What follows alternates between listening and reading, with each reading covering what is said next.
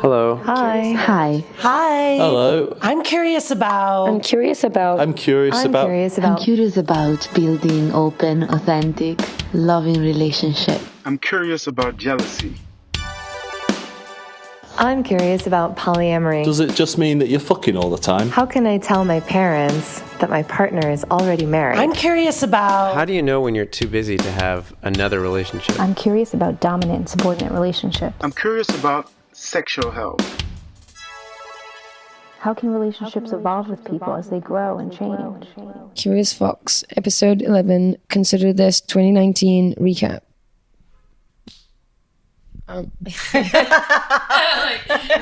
My job here is done. It's just like technical head. I'm sorry, let me just take out my technical head and actually show up on the podcast. Sure. Welcome to episode 11. Welcome to episode 11 of the Curious Fox podcast. It's a podcast for those who challenge the status quo in love, sex, and relationships. My name is Effy Blue. We are keeping up with our intention to do episode a month. We have this one and we have one more to go, and we will have fulfilled our promise to you of doing an episode a month. And it's been an exciting journey.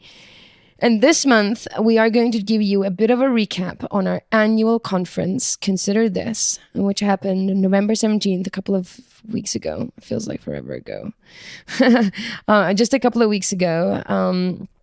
And it was, if we say so ourselves, a success. Pretty proud of us. Yes, exactly. I'm pretty proud of us. Just to give you a quick background on Consider This is the third time we're doing this. And it is essentially a condensed version of our year-round programming. So all year round, Curious Fox has programming for those who challenge the status quo in love, sex, and relationships. And this programming looks like peer panel discussions and expert-led events and workshops and seminars and gatherings and parties and connection-heavy experiences. And for one day a year, we condense all of that into a single event. We start early, we finish late, and we have panels and speakers and connection and entertainers, and we do it all in one day. We just did that, and it was awesome. Yeah. And so we thought that in addition to planning events, we also do a podcast, which you're listening to. And so we thought we would share out the details from that day. I am Jacqueline Misla. I am the chief operator of the Foxes here at Curious Fox. That's Effy Blue. And Effy is the founder of Curious Fox. And we are a few days away from Thanksgiving here in the States. And I think that we are in holiday mode a little bit. And I think that we finished up the event and we're thrilled and excited and have been doing a postmortem and have been planning for 2020. And so our head is like in the future. And so we have decided that we're going to bring you along in that journey and tell you about the experience of Consider This, tell you about the day, and give you a snapshot into what's going to happen next year. And so in case you missed it, if you were there, it was fantastic. It was amazing. And you'll be able to access the videos online, and we'll tell you at the end of the podcast how. If you missed it, we're going to walk you through what happened that day. We're going to give you some behind the scenes and tell you about some of the highlights that happened for us. We started off the day by talking about the fact that actually last year I was a participant sitting on the other side of Consider This. I had yet to join the Curious Fox family. And I remember feeling nervous and hopeful as I walked into the Consider This space. I'd never been to a conference like that before. Consider This, as Effy said, is a day of challenging the status quo in love, sex, and relationships. And so I didn't know what that meant and what that would look like. We've talked about it as if TED and Sex Expo had a baby. It would be Consider This. And so while that's intriguing, you have no idea what that means until you walk in. And I remember also feeling really hopeful. I was on the opening up my journey at that point and was really hoping that I would hear and see and connect with something that would help me and feed me in that journey. And it did. And so we started off the day by giving that context, by acknowledging that the people in the audience, some folks, this was the first thing that they've ever been to like this, and other folks, they are part of this community and come to all of our events. And so acknowledging all forms of folks who showed up and why. And then Effy led us in some movement activity. Right. I think it was important for me to acknowledge that most of the people in that room who chose to be in that room on a Sunday from noon till 6, interested in listening to talks and panels about this stuff is inevitably, you can almost guarantee that they're all intellectuals, that they live in their heads and they use their bodies, me included, to essentially carry their heads around. Because that's the type of folk that, is going to be in that space. And for me, that was the case for a long time. And I then discovered movement, intentional movement, so movement meditation for me, and that changed things for me. I really was able to connect my intellectual muscles with my actual muscles, and that elevated things for me, and I was able to tap into myself more. And I think I just wanted to bring that into the room for a few minutes. And so we start with fun as well. Yeah, exactly. Set the tone. Yeah, exactly. So we did some shaking around. We did some shaking and wiggling, and it was fun. Yeah, it was fun, and we got unified, and it was fun. It was good. It was a good way to get into our body. And I also find that when you sort of sit down at a conference, you like immediately start fidgeting, and it's hard to settle. Yeah. But I feel like if you get up and like do some very intentional movement, when you sit back on your chair, it's like a and you're like settled, and you're like, okay, now I can focus. Yeah. And it's interesting because you as a part of being intentional and having fun, we wanted to make sure that we had a guide through this experience that would bring that energy and that fun. And so in your journeys in this work, you came upon this incredible comedian who we then quickly asked to join us and be a part of it, and continue that movement and that fun and that creativity throughout the course of the day. For sure. Her energy was amazing. Maria Heinig. I met Maria as a part of her show, My Body, My Jokes, that she does. It's a series, it's a show that she does, and it's about, she takes current issues, especially mostly women's issues, but current issues, and then she combines comedians and experts on a brief show. She holds it at Caveat, and she asked me to be a panelist she asked me to be an expert on breakups, and she was talking about breakups, and somebody connected me to her, and she was like, would you do this? And I was like, okay, fine, yes. It's intimidating because I'm not a comedian, right. And she was like, come onto my stage of comedians. And I'm like, right, and you don't want to be the joke. right, exactly. And my experience with her was that she was super helpful. Like I went onto that stage, I felt very supported by her, very like, I wasn't going to be the joke. That she was like, just come and do your thing. Like, we just need your expertise. We'll do the funny. And so it was great. So when we decided to do that and looking for a FMC, I was like, that woman, she's going to be super, like, best energy on stage that we're going to have. So, she did. She helped carry it and did great transitions and was amazing. We got to have her back doing something. Yeah. And look her up. She also does a podcast called The Worst Thing Podcast. It's on iTunes and everywhere else you find. And she has a bunch of shows. As I said, your body, My Body, My Jokes is also another thing. So catch her wherever you can. She's awesome. Yeah. And so then our first presenter that started us off was Sari Cooper. She is a certified sex therapist. She actually founded Sex Esteem. She's the founder and director and was our sponsor, which was the Center for Love and Sex. And she's a really interesting concept that she explored for us as we started off, which was about how do we build our sex esteem. And in it, she talks about these 5 C's that really are the foundation for that work, which is calm, confidence, curiosity, communication, and creativity.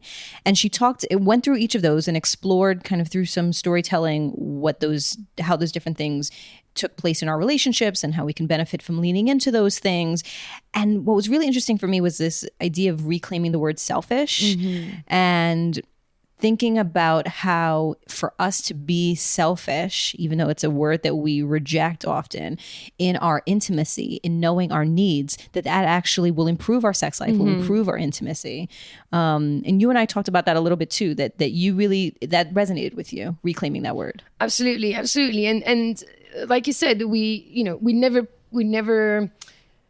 being a selfish lover is not a good thing. Nobody goes around saying, I'm a selfish lover, I'm amazing, right? So it's kind of initially when you hear this idea of what she's saying, which is about, she's really bringing this word selfish into the way that you might want to think about your sex life. And so it really makes you like, what's she talking about? And when you listen in and essentially what she's saying, is being self-centric and not an exclusive way, but so that you show up knowing yourself and knowing what you want and what you need and being able to express all that stuff. And when you can be like that, when you can show up like that, then you can align with your lover. Exactly right. And within that, she was talking at some point about being like sure-footed and feeling balanced. And she talked about, and she actually demonstrated this on stage, when you are leaning too far into a relationship or when you are trying to pull away from a relationship, in either of those cases, you are not balanced. Like you can fall down essentially at any moment. And I thought that was an interesting visual. Like I think that helped connect me to those moments when I feel like I'm either leaning in too much because there are wounds that I am not addressing internally and I'm leveraging my relationship too heavily to fix those wounds, or the opposite of that, where I'm trying to protect myself and really not addressing things and pulling away. That in neither of those states can I be balanced, which means that I can't be thoughtful about what I need, which means that I can't have sex esteem and really have true intimacy. And so all those dots I thought were really interesting. Yeah, absolutely. And that, you can't really show up for a relationship unless you show up for yourself first. And I would even argue that the sort of the selfish that we know, sort of like you only think of yourself and not others. If you're not in tune with yourself, if you're not self-aware, and if you're not self-reflecting, then actually you're showing up as selfish because you're not available to give direction. Right. You're not available to guide people in towards your pleasure. You're kind of saying, well, figure it out, or like you're not guiding. You're not meeting the person in the middle. So I really like that sort of shifting of the word selfish and really using it to encourage people to look within first and get centered using the 5 models that she talks about, the 5 pillars that she talks about: calm, confidence, curiosity, communication, and creativity, and end up being a great lover through having almost a selfish attitude. Yeah, absolutely. So check her out. She's a sex therapist, founder of Sex Esteem and the Center of Love and Sex, and someone who I believe we'll continue to work with in the coming new year because she has really interesting ideas. Yeah. Then she was followed by Thomas Whitfield. Thomas is he's a YouTube star. So he has a show on YouTube called Shit They Won't Tell You in Sex Ed. He has a column in Get Out, which talks is Thomas Talks. Thomas talks about. Yes, that's right. In the Get Out magazine. Yeah. He's a therapist. He's a researcher. He's a writer.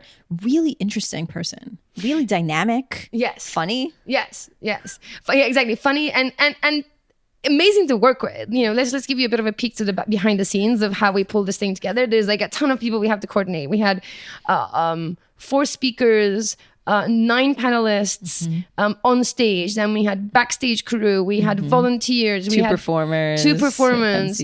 So this is an army of people we're trying to coordinate. So I have to say, Thomas was probably the easiest person to work with. He was on time with everything that we need from him. It was detailed. He got it straight away. He showed up on time. Super pro. Big fan. I'm a big fan. And his content his talk was amazing. It was interesting. So he was talking about STIs and his experience with that and his body and essentially how STIs improved his life. Yeah. Which is not something that we would ever think not about. Not at all. And even in the work that I actively do through the play party etiquette work that I do, all about really it's about how to navigate sex parties, but the content of the knowledge that is in that work is about how to really be a safe and consensual lover and think about your sexual health and your desire and have good communication around that. And I talk about destigmatizing STIs in that work all the time. I even give the anecdote of how nobody really dies from herpes, and if somebody gave you herpes, you would hate them for the rest of your life. But if somebody gave you the flu, you would forget them by the time your fever breaks. And people die from influenza every year. And it's just a clear stigma. It's not really a real threat. And so I do a lot of destigmatization around STIs. What I loved about Thomas's work was he took it to a step further. And he was like, you know what?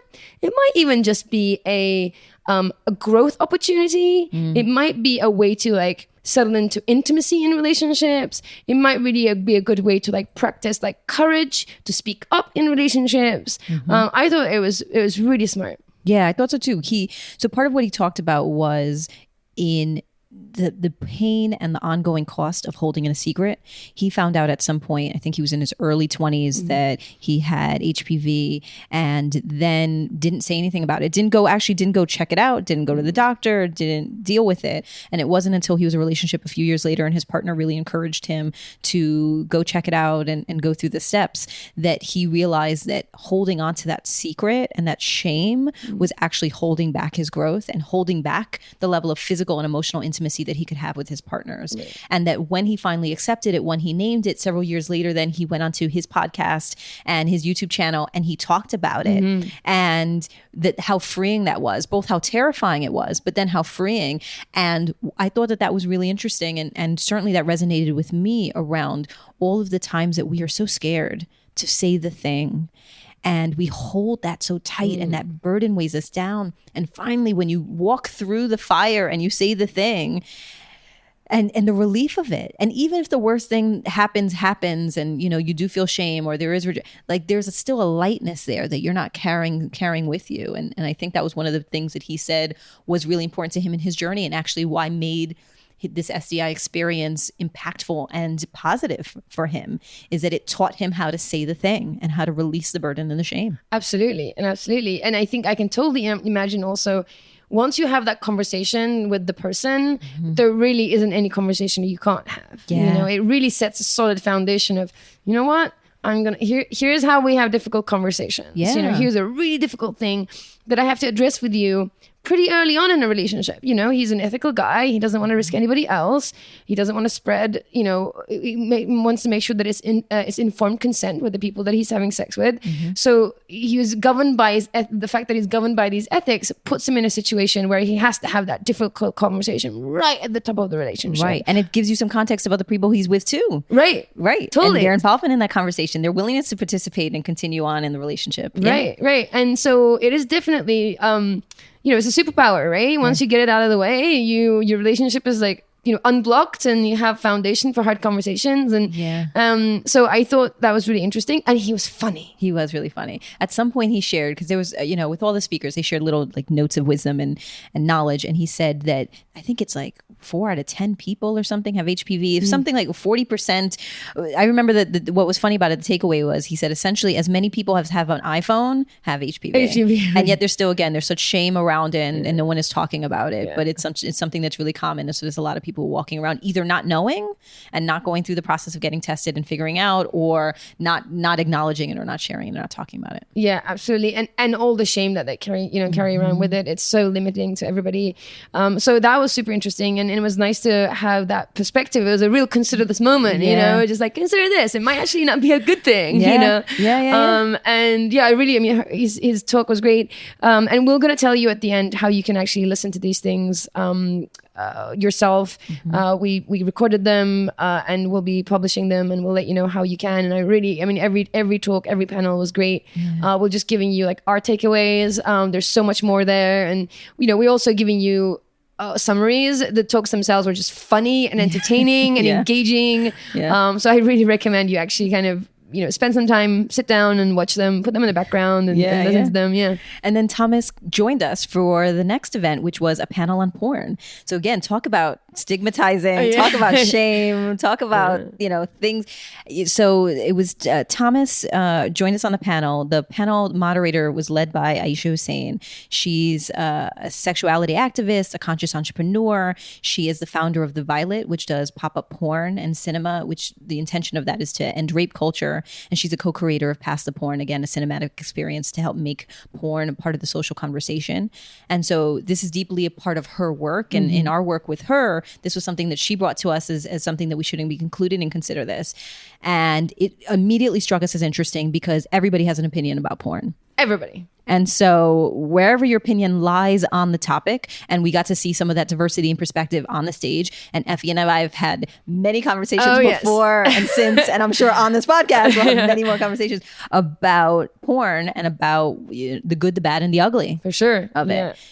And so Ayesha was joined by Mahx Capacity, who is the creative director of AORTA Films. And Mahx does experimental and kind of DIY performances within AORTA Films, and really was amazing around giving context about indie versus kind of general consumption porn. Mainstream. About talking about their experience both as a user and as a producer of the porn, talking about some of the good, bad, and the ugly within the industry. And so, we'll give all the information for AORTA Films in the bio of this podcast so that you can follow, because it's really fantastic work that they're doing.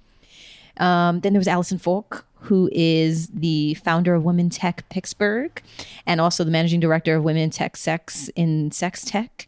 And Alison talked about deepfake, and we'll talk a little bit more about that as we get into some of our highlights, but really talked about some of the cybersecurity risks that happen in porn, but also the impact of porn on the internet. Yes. Which I had no idea. For sure, yeah. Alison's background is technology. Yeah. And they really brought that side of it. Yeah. I think that's what interesting. The panel was so balanced. Alison brought the tech side of it, and how both the negative and the negative and the positive impacts of porn in technology, the internet itself. Right. So Mahx talked about it from a creation and user point of view.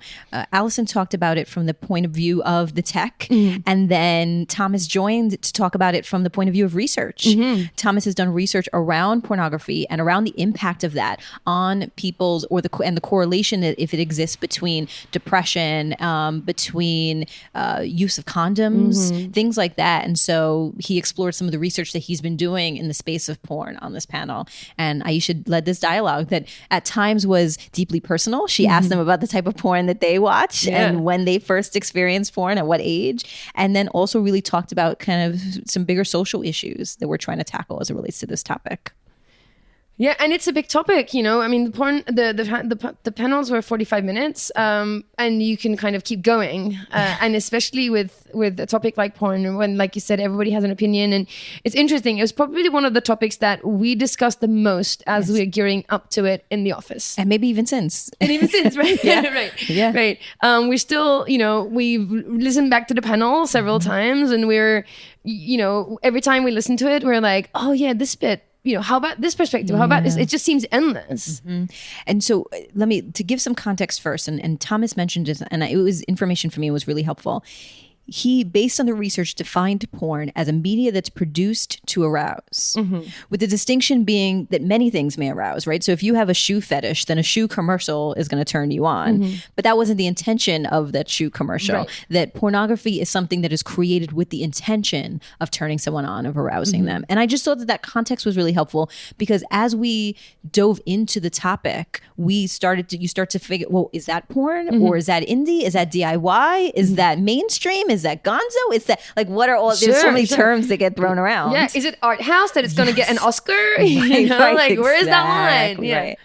So that was really interesting. And then Alison gave some context around porn's impact online. So for example, that porn really funds online innovation. I had no idea. For sure. Yeah. I mean, I had a bit of an idea about that. It's kind of crazy. A lot of video technology, file compression, and how we transfer files now, and the speed of the internet and all that kind of stuff is being pushed along by the porn industry. That's wild. How fast the video has grown on the internet is all porn related. Yeah. If you remember how it was like, we'd load up images for like forever. Yes. Right. And look at where we are now with not only video, but pictures, photos, video, GIFs. Thomas talked about that at some point. About when he was younger, and he would have like the AOL or like dial up, and it would and it would take an hour for a photo to like download, and then you realize the person's like in their underwear and you've wasted already an hour, and you're like, no. And so you're right about the speed of it. And it's so interesting. Yeah, that's all porn's doing. Same with security, cybersecurity, same with payment, paywalls, all that kind of stuff is rooted in porn. Who knew? And what was interesting, and talking about the technology piece and talking about the innovation that exists there, one of the dangerous ways in which innovation is making its way into online pornography is this idea of deepfake, which Alison talked about, which again, I had a sense of, but the severity around what is possible there was new for me. And so essentially what she was describing was the fact that other people's faces can be embedded on different people's bodies. And so if you and I, for example, Effy, in a relationship and we have a bad breakup and I decide to use your face, and I have the technological means to do so, to put your face on someone else's body, I can now distribute that out. I can make sure that it is tagged in such a way that when someone Googles you, this video will come out and no one will know that that is not you. Right. For everyone who's watching, they're going to think that Effy made porn and it exists there. And that number one is revenge porn, which is illegal in many places and is something that needs to be prosecuted more. And number two has multiple victims. For sure. Certainly you for being, but also the person who was actually in the film and the people who were part of that process. And so that was really interesting. For sure, yeah. And it's I mean, it has multiple layers, right? The fact that revenge porn is a thing is because porn itself, because sex is stigmatized, because porn is stigmatized, so that you can leverage it to be revenge, right? So and we're seeing that now in our political system, right? We're seeing people having to step down now because of photographs and other things, and yeah. So I mean, the fact that all this stuff is stigmatized is like that sort of layer one. On top of that, absolutely, like technology is now there. It used to be that you needed to like record the stuff with your partner who then breaks up for you, who then will distribute that footage. Now you don't even if you don't do any of that, right? If they have some videos on their phone of you just like doing anything, right, they can use that to teach AI, put your face onto some existing video, and that's it. You're out there, and an average person is not going to be able to tell the difference. And that's scary. Yeah. That's scary. And like you said, the exploitation, it's like exploitation of the person, but then the body who's being used as your like body double or whatever. Yeah. We don't think about that. Yeah. We don't think about that. She also talked about the murky waters of child pornography. Yes. Right? It might like putting children's faces onto, young looking bodies, and like, is that child porn? Is that pedophilia? It gets very murky very, very quickly. And our legal systems and all of our systems around it have not caught up to the technology. Sure. We continue to find this, and later on we'll talk about this as it relates to censorship, but the systems that we have in place in order to regulate and have conversations and have laws are not in line with and not catching up to the technological aspects of what we're saying. Absolutely. I mean, we know the laws are so misaligned in these topics anyway. And one of the topics that we talked about is the bill that passed as a foster sister. And it was really good that we had the opportunity to bring everybody up to speed of what foster sister is. Do you want to? We'll cover that. We'll cover that. Censorship. This is a censorship model. Yeah. Let me tell you two things that I think stood out for me as so. First, it was Thomas giving us some context in terms of the research. It was certainly Alison telling us some of the things that we should be seeing and keeping an eye on in terms of technology. And then Mahx was having conversation around part of what's beautiful, as she said, or what they said around the industry, in the indie porn industry, was representation. And so they talked about the power of seeing yourself, your gender identity, your body shape, your skin color represented on screen. Now that there's more of that with indie porn that's happening, as opposed to what was being put out there in terms of mainstream.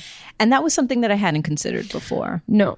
I to be honest, I hadn't even considered these distinct genres of porn. I think when you think of genres of porn, you think of like what you like to see in the porn. I think it was interesting to have at least some insight to mainstream porn versus indie porn, where they described it as essentially social commentary, artistic social commentary. Yeah. So one distinction being kind of the mass produced, but indie and ethical porn being, I think it's twofold. What's the business behind it? So is it consensual? Are people treated right? Are they paid fairly? And then the content that's being shown, how does it relate to our current state of affairs? Is it relevant, etc.? Right, exactly. And and what I loved about it is that they didn't have a value judgment of one is better than the other one. They weren't like indie porn is always ethical and mainstream porn is always bad. I think the distinction they were making is both of those genres can be ethical or poorly handled. And so just be aware of what you're consuming. There was there was a definitely continuous reminder that you should pay for your porn, right? Yes. which will then pay for the performers and the crew and everybody else who's actually making the porn. So pay for your porn was a message that we got over and over again. And just be mindful of the porn that you're consuming. Yeah. And I remember being a young person. At that point, I wasn't watching pornography, but maybe it was like Cinemax or HBO at night or something, and seeing bodies that didn't look like mine, seeing, colors of the skin or shapes of things that didn't look like mine, and feeling like I was different. And so there was something that resonated, I think, when Mahx talked about being able to see some version of yourself. Again, your weight, your color, your body type, your presentation on screen, and see that person be sexual and think, oh, okay, that's like me. Now, what was interesting is you and I debriefed about it, and you had a very different takeaway than I did from that. Yeah. I guess I am curious, right? And I am considering, honestly, the jury is out for me about porn. I totally see why it is an artistic medium and how it can be inspiration, and the sort of the positive sides that this panel talked about, and I see that. I also am finding that I can't be ignorant to the damage that that it can cause, right? And this particular thing that you talk about, representation, I can't help but wonder if what may look like representation in one way, can it be also exploitation or fetishization of a specific look or a specific person or a specific identity, right? So one of the things that we talked about is seeing disability on the screen as a part of porn, right? My question is it really being celebrated, or is it being fetishized? And and I'm not sure. I don't know the answers, right? And I think my guess is that both of those exist. That this porn exists that really celebrates diversity and celebrates representation. Cares about representation through celebration. I also am sure there's porn out there that exploits this diversity and exploits these identities. And it's just murky. It's just murky. There's no clear lines for me. I agree. I think that's fair in that, to your point, is it representation? Is it objectification? Because one of the things that you had talked about as we continue to debrief this panel is that when you are even searching for something, you're searching generally under, I want to see a Latina woman, I want to see an Asian woman, I want to see a Black man, I want to see that the characteristics of who we are is a part of what we're searching for. And so at that point, again, is it about representation, or are you objectifying different bodies, different perceptions around how different people show up based on their culture? And so it does feel murky. Yeah, it gets murky. And the porn that Ayesha shows that as a part of Past the Porn, and the porn that Mahx Capacity make, this is very thought through, artistic, ethical, what I would call like haute couture of porn, right? And when you do watch, and I've been to Ayesha's events, when you do watch that porn, it is an experience. It's an artistic experience. It's they even talked about going to porn festivals, which I've been to a couple of times also. It is a different experience than the porn that you put on your phone screen or your computer screen to get off on. And I think the panel touched on it a little bit. I do think that there is a distinction there. There's a difference between these different types of porn. And I think the more I think about it now, the more the information that I have, I'm realizing like porn is such a broad segment or genre of film or art or whatever you want to call it. It's really hard to nail it down to like this one thing and therefore it's good, or it's this one thing and therefore it's bad. Right. When you say porn, I think before this panel, before we did the research for it and listened to it, and since then we've been talking about it, I just had one idea of what porn is. I kind of like it was a reductive idea of this people fucking on film. It's kind of what I had in mind. And now that I've thought about it more, I'm realizing it's just not that easy. Yeah. And I think, again, layered on top of that, what was fascinating for me was that it was complicated even for the people who are experts in this field who are on stage. Because the folks who are producing, creating, and showing the more art house, indie porn said at the end of the day, when they go home at night, they go into Pornhub and to get the thing done. And that was fascinating. Right. And we joked about, you referenced, which I thought was hilarious, the fact that, like a Paris Fashion Week designer then wearing H&M on like the weekends. Like you're really, on the one hand, you're creating something that's beautiful, but is that the same thing that you were using and doing in your everyday life? Yeah, it's these are the nuances of it all. And I think with that, there's, the consumption of porn, let's go back to this fashion example, right? We know that H&M is bad for the environment. We know that it is not environmentally sustainable, yet we consume it knowing it's bad. And I feel like this is same with porn. Like there is porn that is beautiful, couture, handmade, sustainably, sustainable, fair trade, beautiful gowns that I would love to wear every day. But that's just not what we consume. We still go and consume H&M. And to say that H&M is the same as, an Alexander McQueen gown, and to treat it the same and then have a sort of a decision on whether it's good, bad, healthy, unhealthy. I'm not convinced. Like there's a lot of dissonance there, and I'm gonna have to, I'm gonna be thinking about that for a long time. Yeah. I feel like porn will never be the same for me. This is it now. I'm not. Every time I watch porn, I'm like, I'm supposed to be getting up. No, let me think about were the performers paid well, right? Yeah, Did it feel like a safe, consensual vibe? It's true.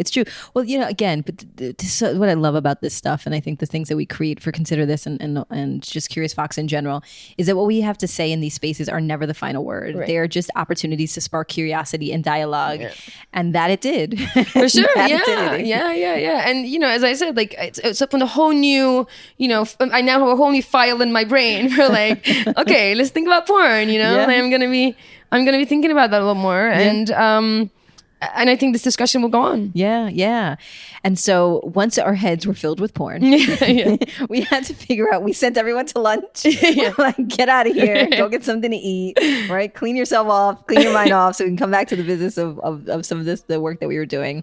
And then when everyone came back, we had Hila the Killa. Oh my God. She was, we should say they. Yes.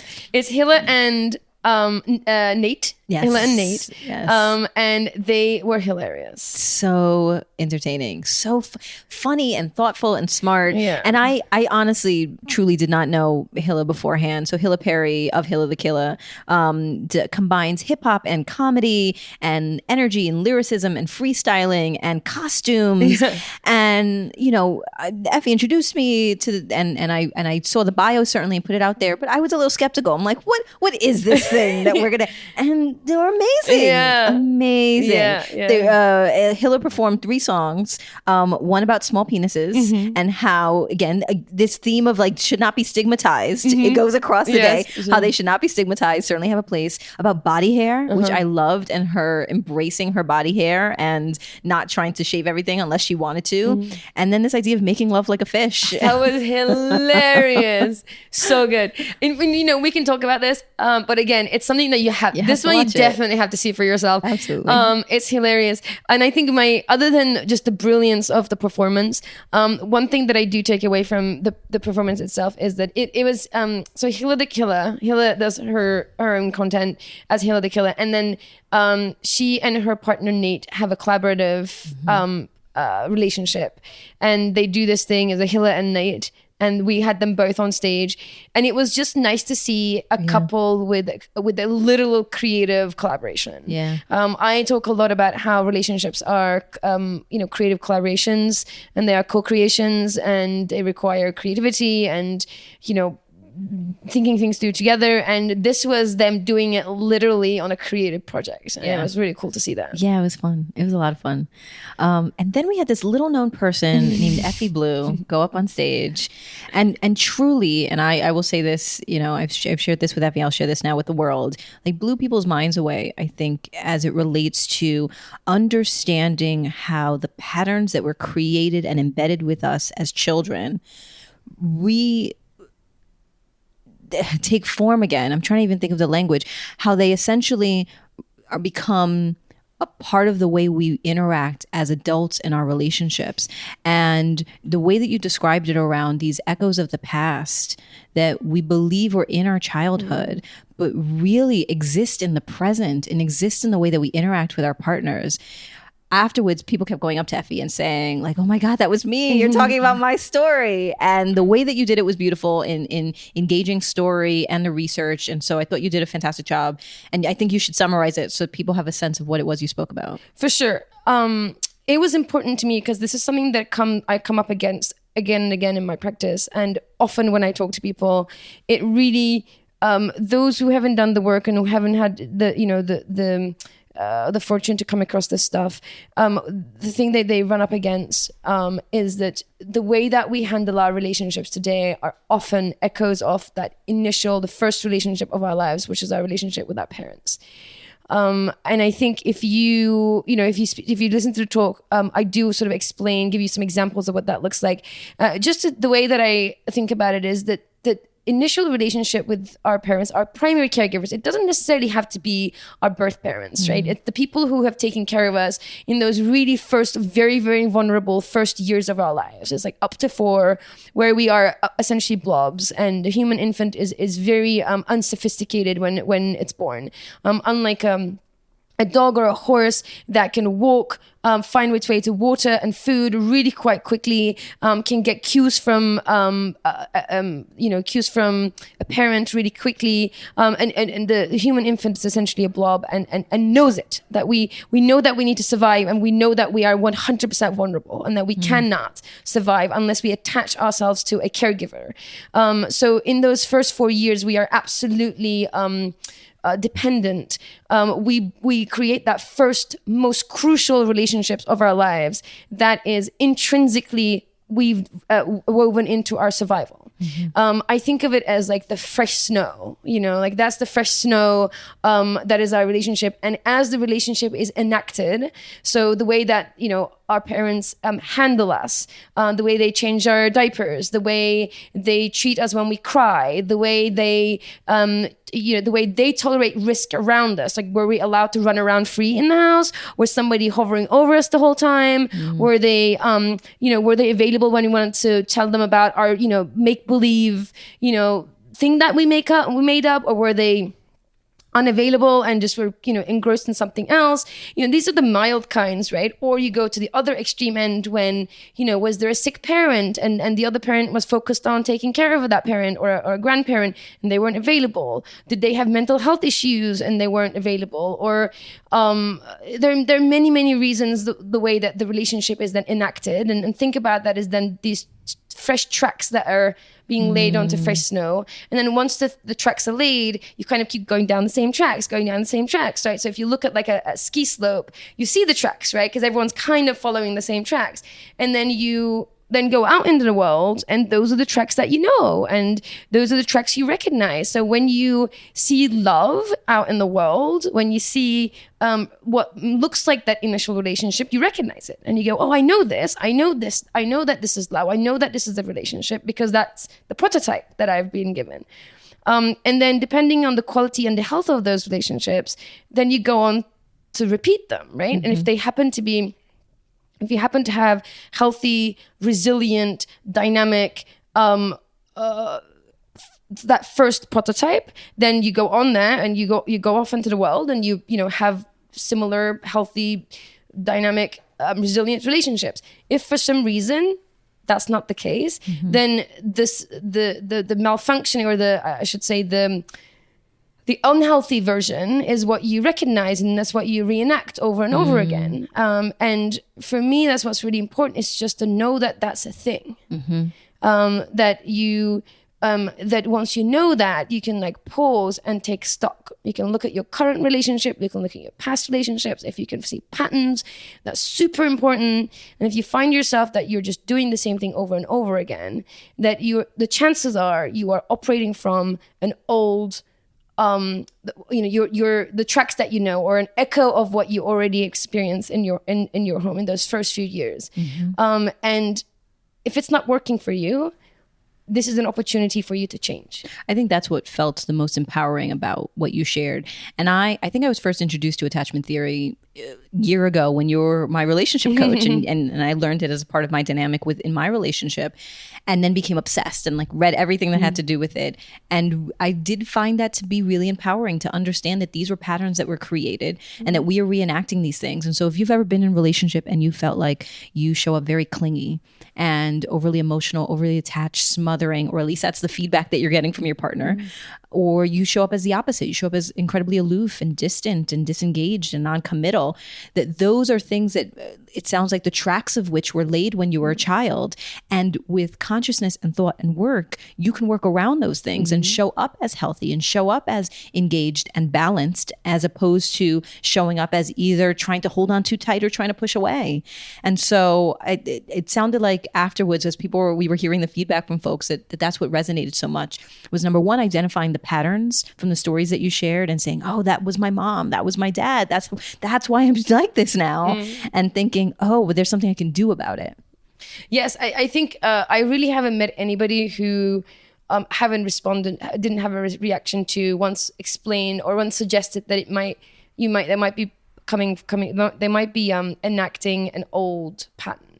Once they kind of see it, you really see you see it in people's eyes. Like you see literal paradigm shift in their eyes, and this like new piece of knowledge opens and their lives just shifts, and they have a new perspective on their parents. They have a new perspective on their current relationships. They have a new perspective on the way that they show up in relationships. So I think it's really, really important. And I personally want to make it more of the thing that I talk about publicly.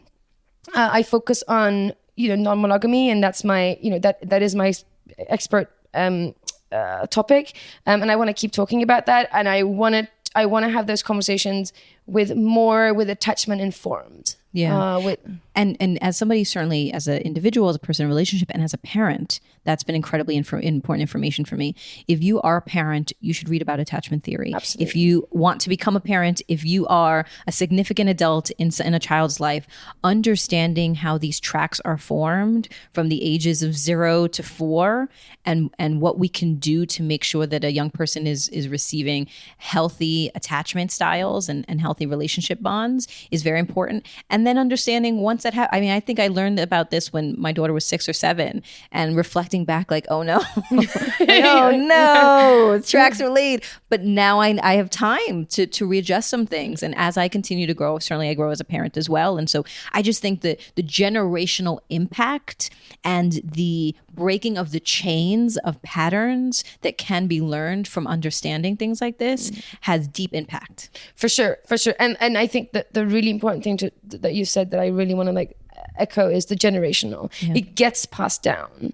The person who's not available for their child is showing up that way, not because they're malicious or they don't care, it's because they are reacting to something in their past. So you can really quite, if I've done work with people who've actually get to know multi-generational. I happen to know my great-granddad. So I got to know, and I was, I have a big family, people like telling stories. So I have insight into how my granddad showed up for my mom, and how my mom showed up for me, and, and then all the other way around on my dad's side. So you can see that these patterns are getting, just coming down the line. And it's just worth becoming aware of those things for yourself, and definitely if you're going to have a child. Yeah, absolutely right. And so I think it was like a blown away moment for everybody. You could feel there were definitely moments within the event, and we'll talk about the ending of our event, which I think was a part of that, where you could just feel the shifts in the room and feel, I think the way that we laid it out, again, in the spirit of just bragging and for us, on behalf of us, I do think that we laid it out well, that there were opportunities for people to laugh and to be thoughtful. And I think this was a real moment where people were sitting in this and really being reflective about their relationships. And so it was exciting to be in the audience for that. Yeah, no, thank you for the support. Yeah, it's always, for me, it's always a little nerve-wracking to be on stage. I'm sure it's the same for everyone. I really I feel very fortunate that I have a little platform and a little stage to talk about this stuff, because I genuinely believe it's really, really important. Yeah. And then following you, I got to go up on stage with and a bunch of some badass ladies. Yes. Oh my God. Yes. Your panel was so heavy. I mean, all the panels were amazing. Yeah.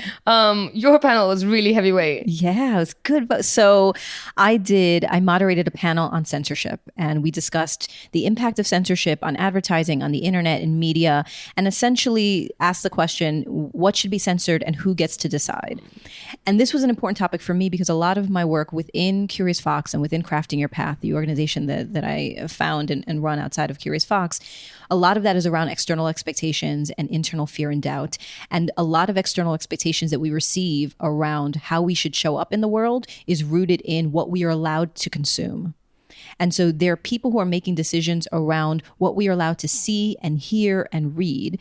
And what we are allowed to consume creates a narrative, which then we ingest.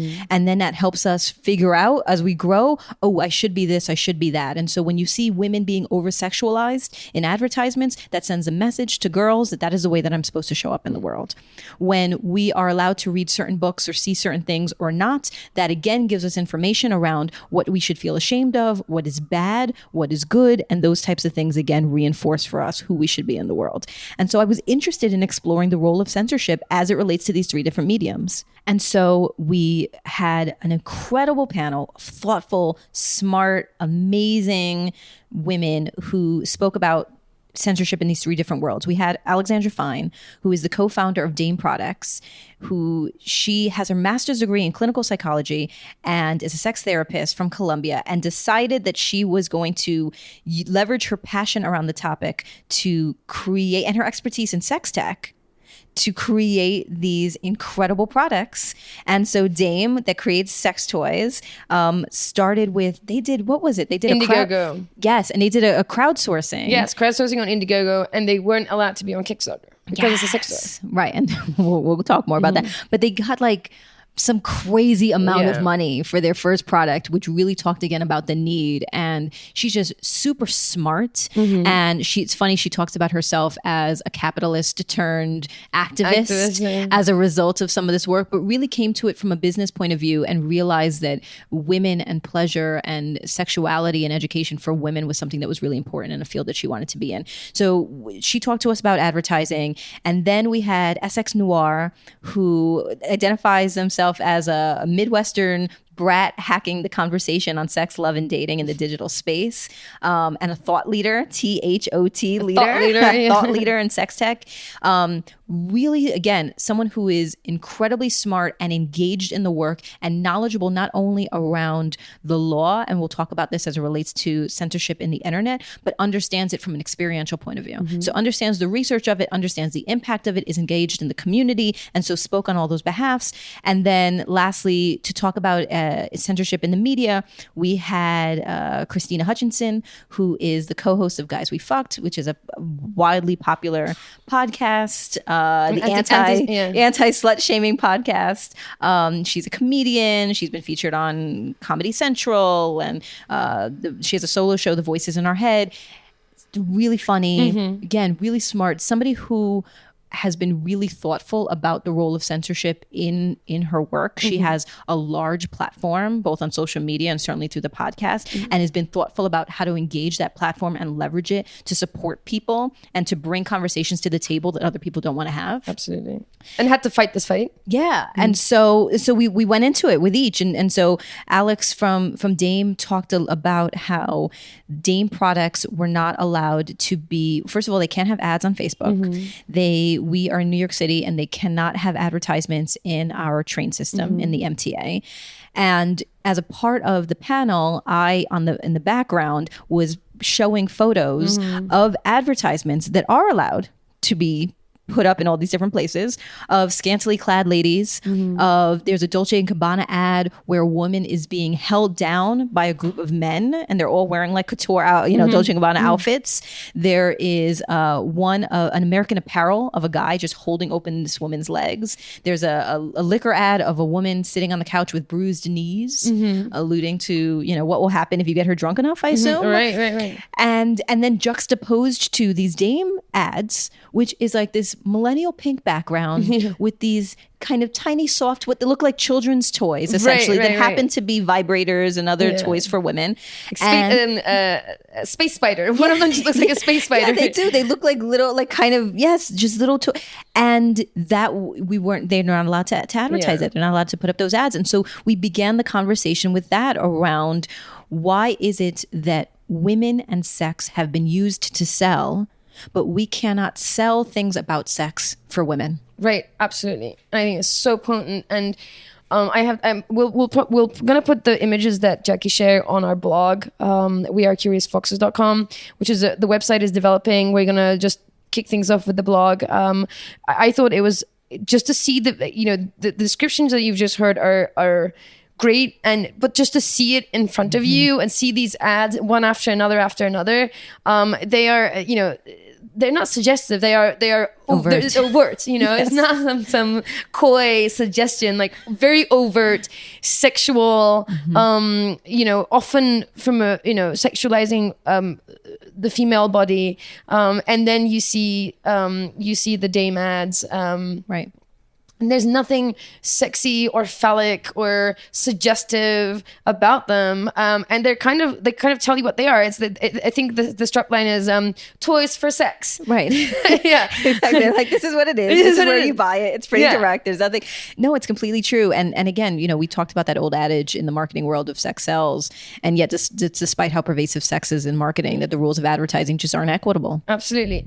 And and we talked also about how not only that it's then the amount of extra effort, extra money, extra time that goes into their marketing team to have these workarounds, to figure out ways that they can fit into these like narrow yet vague classifications, what they can say and they can't say in advertising.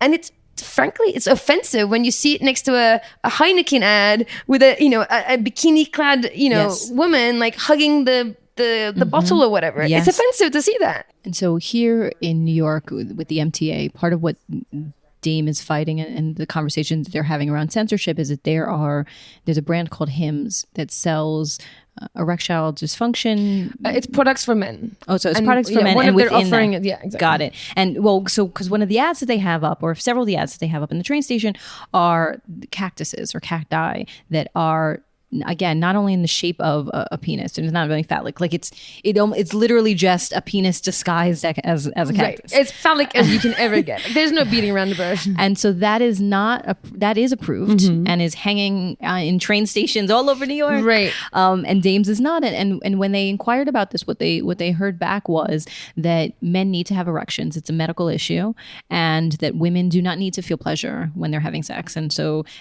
pleasurable sex is not necessary, and erections are. And so we had a little bit of a conversation about this because I think it's nuanced. Sure. I have a personal, I have a take on it because I don't necessarily disagree. We talked about this earlier. I don't necessarily disagree that we need erections, right? And that I on a big macro species level, I do agree that we need erections to continue the species, and we don't necessarily need orgasms for species for on a species level, right? So I'll buy it at that level. If they explain to me at that level, I'll buy it. However, the advertising for erectile dysfunction or these drugs are not for couples who are struggling to conceive, right? Which means it's a medical issue that is about a need for erection, but they are actually marketing it to like older men who can't get it up anymore, or like for fun reasons. Right, exactly. It's like empty nesters now who are reinvested in their relationship. Right, exactly. So yes, it is a medical condition, but the prescription for it or the marketing for it is for pleasure. Right. So now it puts these ads in the same bucket as Dame ads. Right, exactly right. And so again, that's where we started the conversation, was since the 1800s that women have been used to sell sex, and yet when it's time now to sell sex pleasure toys to women, that's being censored. And so that started off the dialogue, and we continued down kind of our love and obsession of sex, and I read off some interesting statistics, and we talked about Pornhub earlier. So in Pornhub in 2008, in their annual report, revealed that there were over 30 billion searches that year. Each minute translated to 64,000 new visitors, 207,000 videos, and 58,000 searches per minute. That's crazy. per minute. That is crazy. That's why it's the backbone of the internet. Yes, that makes sense. Exactly. What else is being searched that much? And so even though our search histories are filled with sexy URLs, it's becoming more and more difficult to navigate through the internet as a sex educator or sex worker. Sure. And so we started to explore Sesta Foster, which Effy referenced earlier, which was a law that was put into place. And I should note a bipartisan law that was heavily backed on all sides. Everyone thought it was a great idea and really is rooted in, or is to explain to be rooted in, ending sex trafficking. Right. And but by the way, it passed in a heartbeat. Yes. It was considered for a second, and before people can even whoa, let us explain to you what it's going to do, it was passed. Because everybody wants to end sex trafficking. Right. I mean, that's clear. So let's put that out there, that we all want to end sex trafficking. It was child pornography and sex trafficking is what this bill was supposed to be fighting. Exactly right.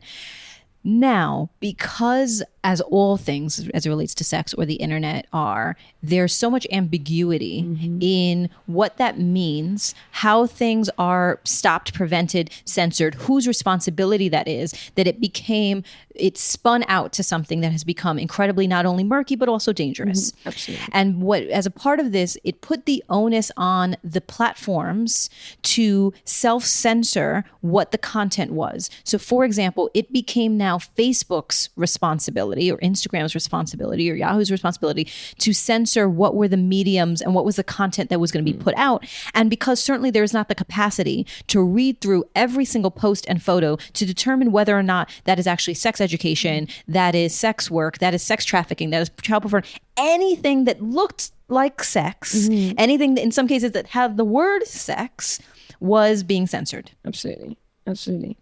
And so part of the challenge of that, of course, is that there are sex workers in this world who have chosen to run their business online because that is a safer space to do that. There's more control. They don't need to now worry about being out on the street. They don't need to worry about working with somebody else who's going to manage them and exploit them. Exactly right. Them. And by taking away this opportunity for them to have market and to dialogue with folks in this way, that certainly impacted their safety, that impacted the work that they were doing.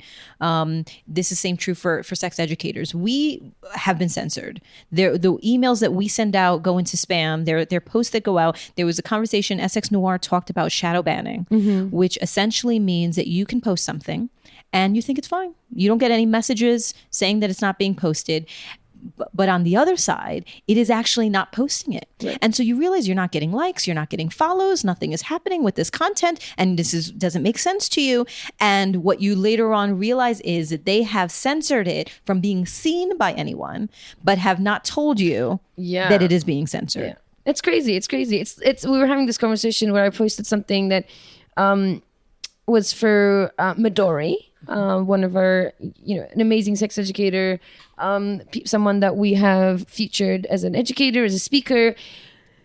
And she was doing an exhibition, an art exhibition at a museum, and it was about sex workers. It was about an homage to sex work and sex workers. And she, I posted, I passed it on, I posted on my, and this is not even our page, on our profile. Not a single like. It's impossible. I have thousands of friends. People like the most ridiculous things that I post. At least one person is like, "Oh yeah, it's funny."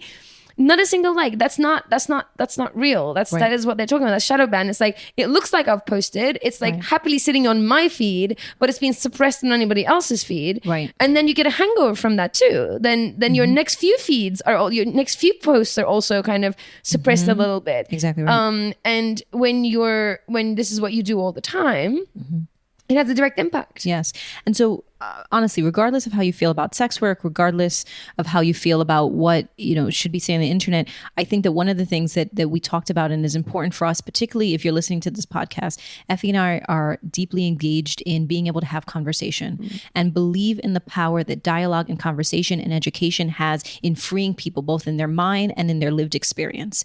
And the fact that we live in a world where sex can be found in our movies, in our television shows, in our music, our literature, our art, our advertising, our internet search, searches, but not in our education system, and not around our dinner table conversations, and not in with real sex education. And that things like Sesta Foster, which then unintentionally or perhaps intentionally, based on who you're talking to, has now led to censorship in many, many forms of being able to have conversations around sex as it relates to education is incredibly damaging. For sure. And sex as it relates to pleasure too. Yes.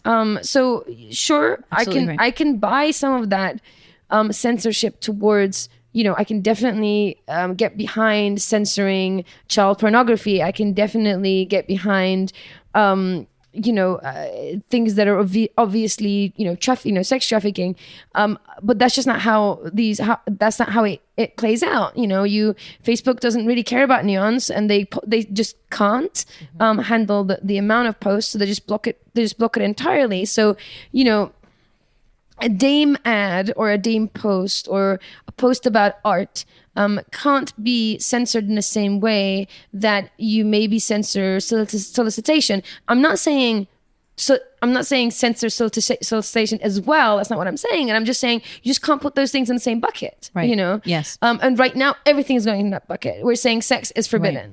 Right. And that's why I started this conversation by giving us the Pornhub statistics, because there is this dual reality of sex is bad and needs to be censored, but also 30 billion searches within a year. Every minute, 58,000 searches. There was, when I was doing research around the preparation for this topic, I read about this court case that happened about 15 years ago in Utah.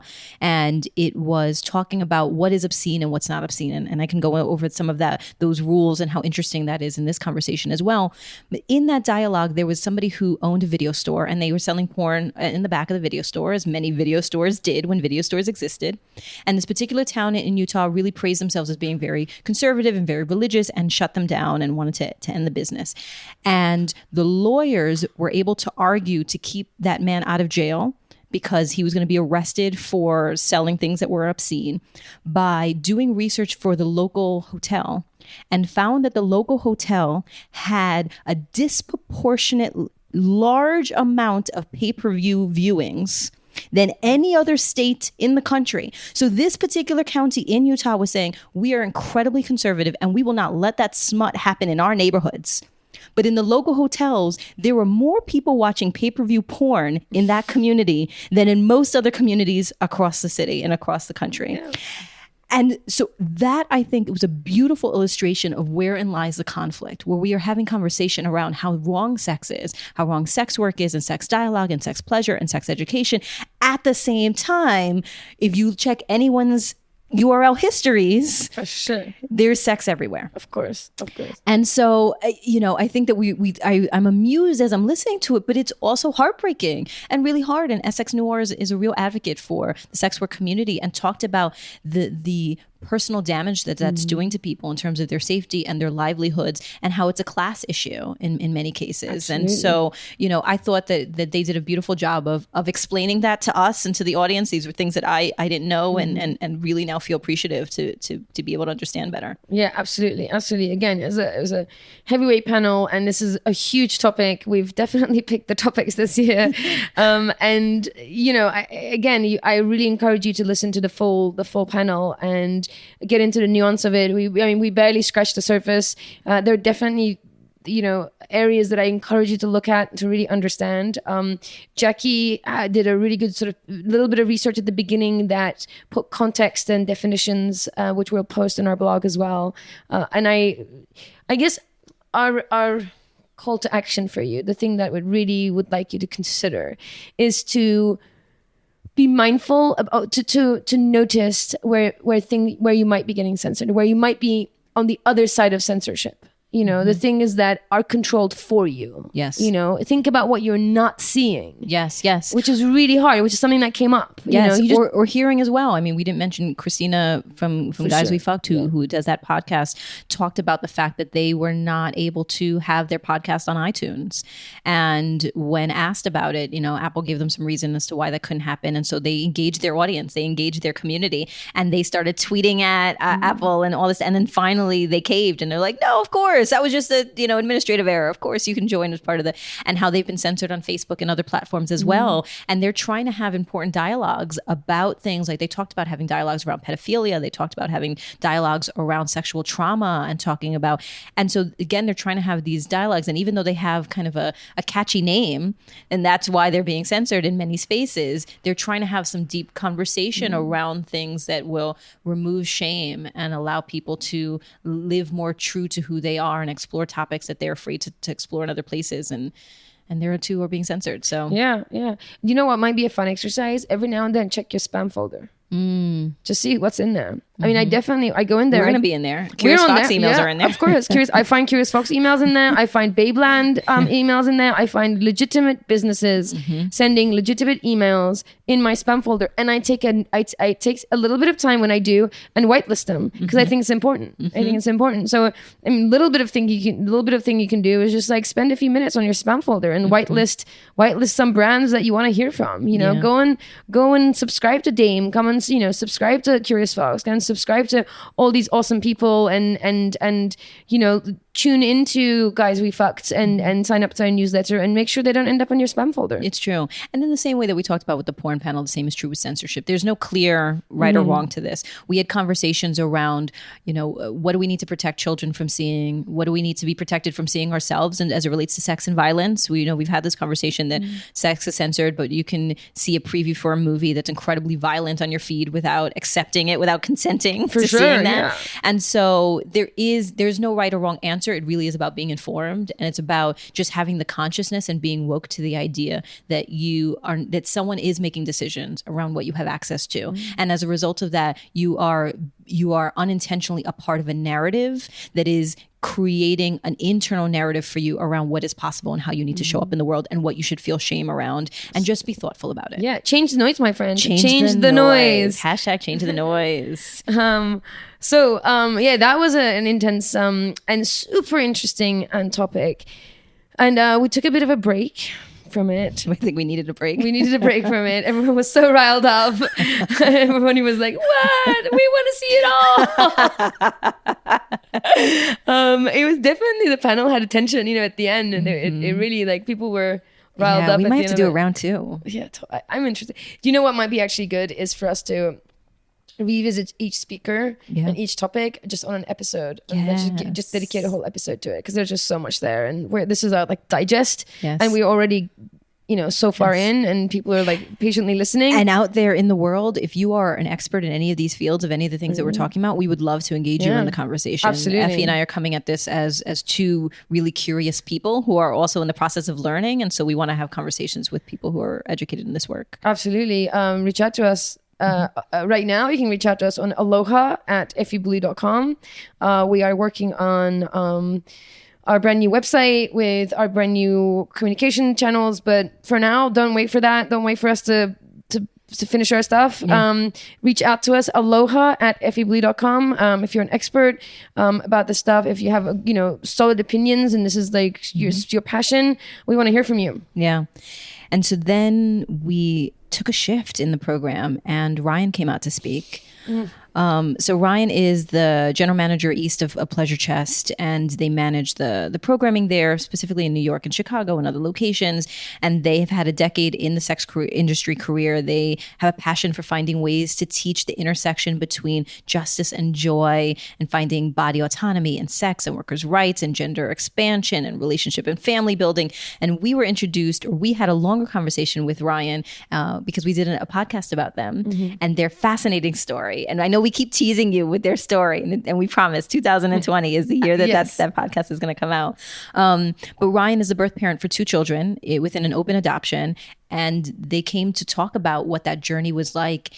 And the biggest highlight, or the takeaway for me, was how real and emotional and intimate that sharing was, and the powerful impact that it had in the room. At the end of the event, we asked the audience, to share out some of the highlights, and over people kept saying Ryan's story. It was really powerful. It was, and the way they shared it too.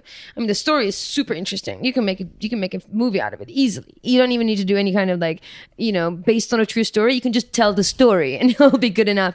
The way they the way they share it, the way they, like you said, so intimately, so closely, so articulately, so calmly share the story, and they carry you as you go to the highs and lows of what they've experienced. And I mean, the quick recap of it is Ryan was amidst a transition, female to male transition on testosterone therapy. 8 years in, as they were going through this, they were told that it's not possible for them to bear children. That, you know, testosterone means that they're not fertile anymore, and they're not to bear children. So with this knowledge, they carry on. They made their mind up, and they want to go through a transition. And they've been taking testosterone for 8 years, and they fall pregnant. Extremely unexpected. They fall pregnant. And this whole bunch of new decisions have to be made, and they decide that they want to carry the baby full term and give it up for adoption.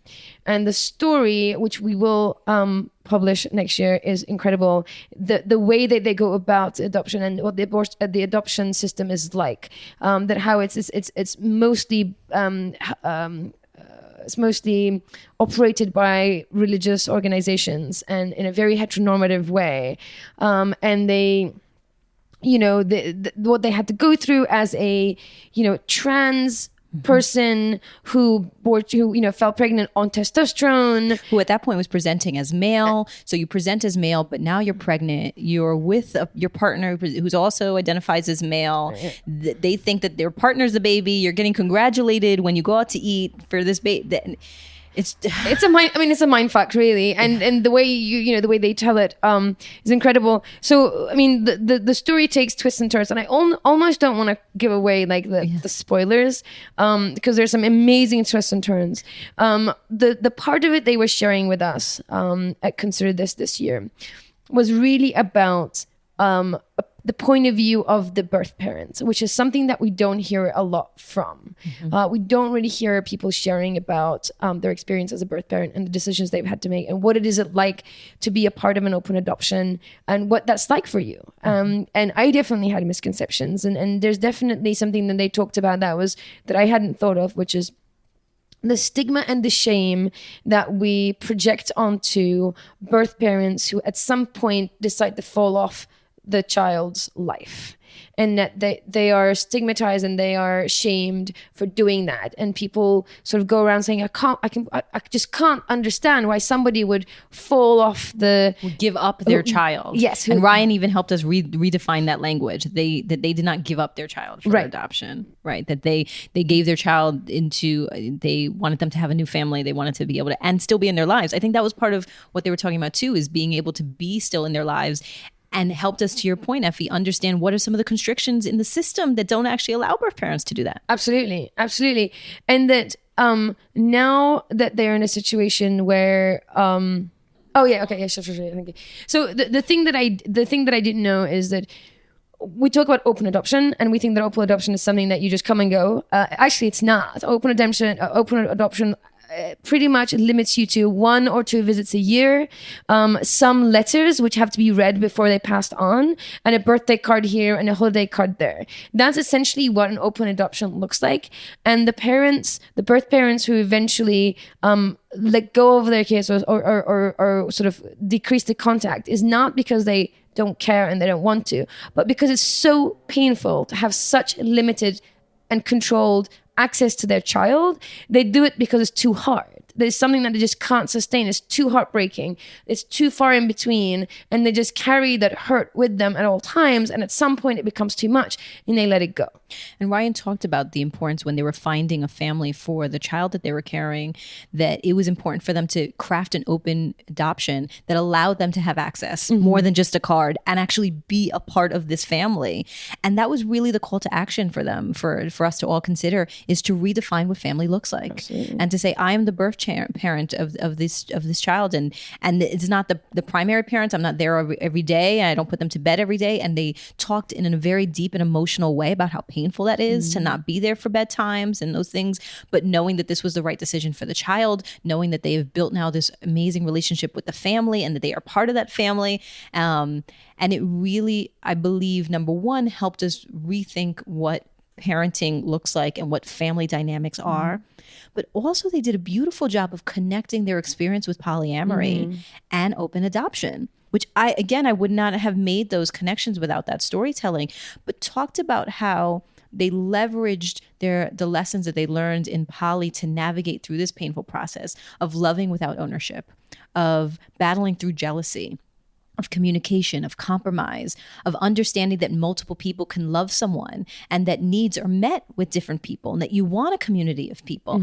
And so, talking about that in the hardest times, remembering what their experience has been like in polyamory and really leaning on that and actually choosing a family that the adoptive parents are in an open relationship, so that all of those folks were leaning on the lessons learned through these relationships in order to navigate through this somewhat unprecedented new dynamic for them, I thought was powerful. Absolutely. And I do what I do, and I still hadn't connected those dots, and just sitting there listening to them go through it and connect the dots and say it's what's allowing as well. It's what those ideas, those beliefs, those skills and tools and those practices that we've engaged in all this time is now allowing us to have this flexible, healthy, dynamic family that is very much outside the norm, but works. Yes. And I remember, in talking about this, you said one of the things that made sense to me was that there was a happy ending, and that doesn't always happen with stories like this. Right. Stories that are complicated and stories that are nuanced and stories where the protagonist is not and it is not a romanticized happy ending, and it does not mean that it is not still have pain and hardship, but it is still a happy ending, nonetheless. Yeah, it doesn't look like what you think it's going to look like, but it is joyful. Yeah. And it works. Yeah. And there's a lot to learn from that. Yeah. There's a lot to learn from that. There's a lot to reflect on. And it was a great note to end the speakers on. Yeah, Ryan's a fantastic human being. Fantastic human being. Absolutely. And then, of course, we had to end with something a little fun, because I think that brought everyone to like this emotional place. And then we wanted to kind of close out the night and the event in a fun way. And so we had Cassandra Rosebeetle. Yes. I have only one word. Hot. Yes, you got to see the video. Yeah. So a burlesque dancer and performer who did a performance that was both certainly sexy and provocative, but also just really political and poignant. Yeah. And I don't know how much detail you want to share, if we want to give a sneak peek. So I just want to set the scene. So the song they performed to is called Ball and Chain. They were wearing this beautiful vintage wedding dress to start the performance off. It was beautiful. I got to see a closer look at it backstage. It's handmade, hand-laced, beautiful wedding dress. And the whole thing was essentially disrobing from this this wedding dress as the music, to Ball and Chain. And the whole thing ended with them. The last thing they took off was their wedding ring and tossed it. You have to see the brilliant, the grace, the sexiness of this whole performance. But I'm hoping what I've just shared with you gives you an idea of the message. It's not to say that we think that marriage is bad. Jackie's married. I was going to say, it was funny because when I saw beforehand, we saw the video, and I remember thinking, I'm like, okay, I don't want this to be, I'm married happily. I don't want this to be a commentary. But I think it was a commentary on systems, on standards, on prescriptions. Yes. Yeah. And it was, it was amazing. It was hot. Everyone was transfixed. I was transfixed. I was like, I was right at the front row, just I think I remember Jackie. Agape. Yeah, exactly. I remember Jackie going, we should put this on social media. And I was like, I don't want to even look at my phone right now. I was like, no, I need to watch this. It was hot. It was amazing. Yeah. It was a good way to end it. And, it was a lot of stress, organizing this. It was. It was. We didn't have that much time, and we had a staff change in the middle of it all. There were some, highs and lows. Some people had to drop out last minute. It was one thing after another.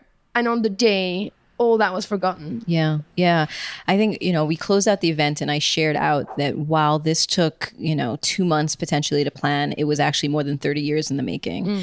And that Effy and I spent the majority of our lives following a prescribed path that was promised to make us happy and successful. And we worked really hard to stay on that path and exceed expectations, which led to success for each of us.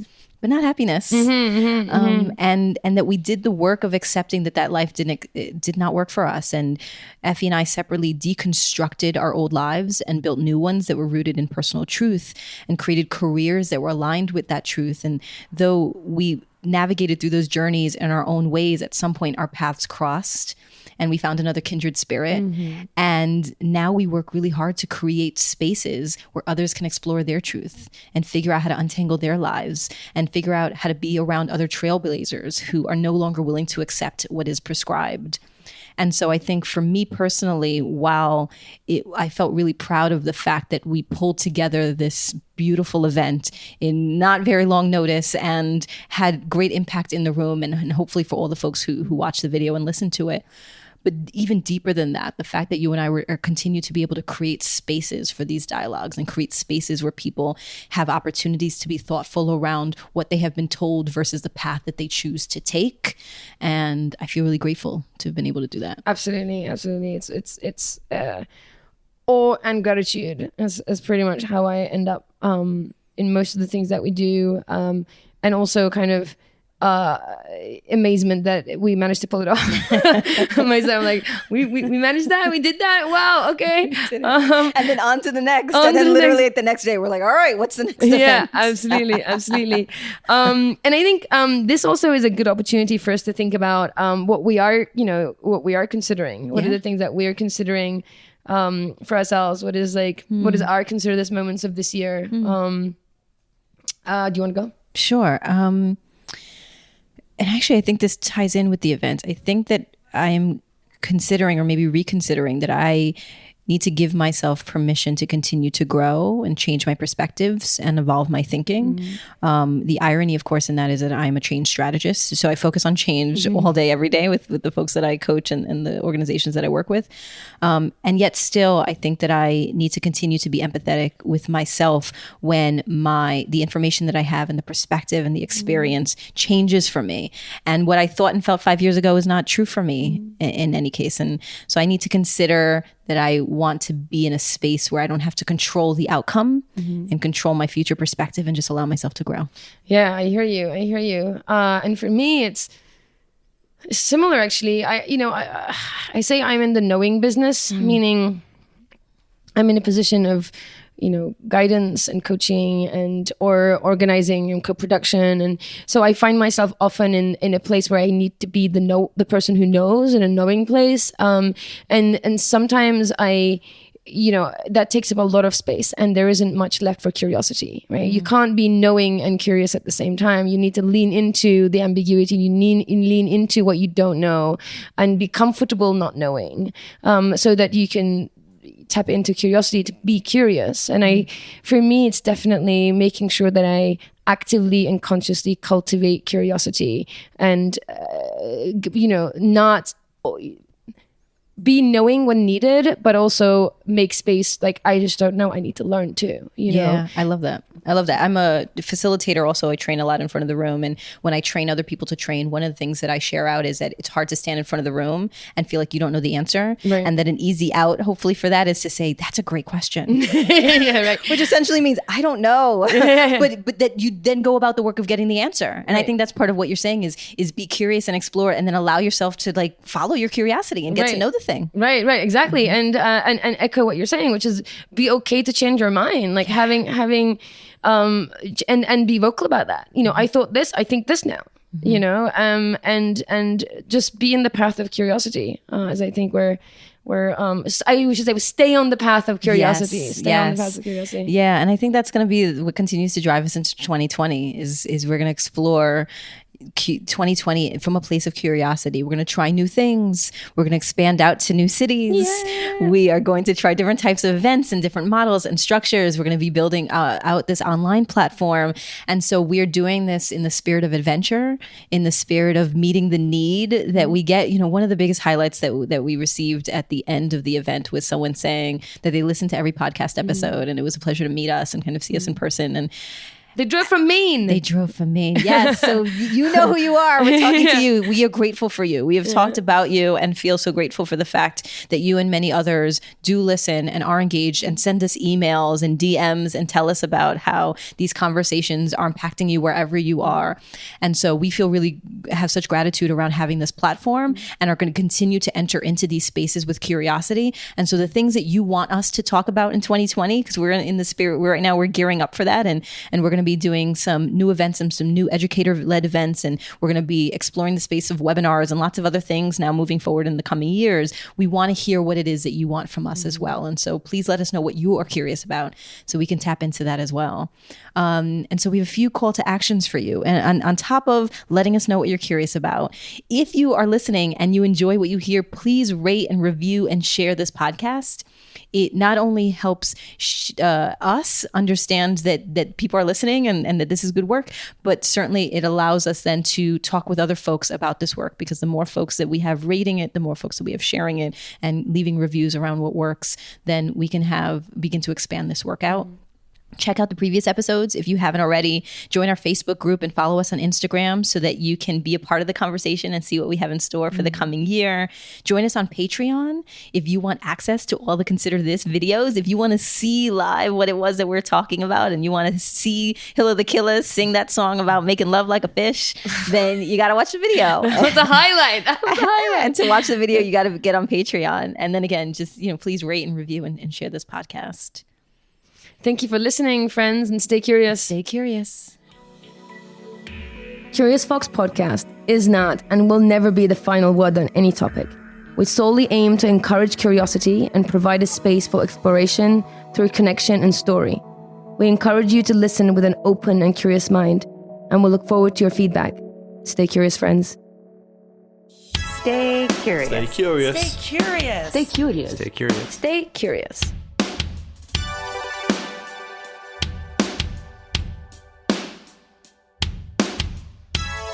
Stay curious.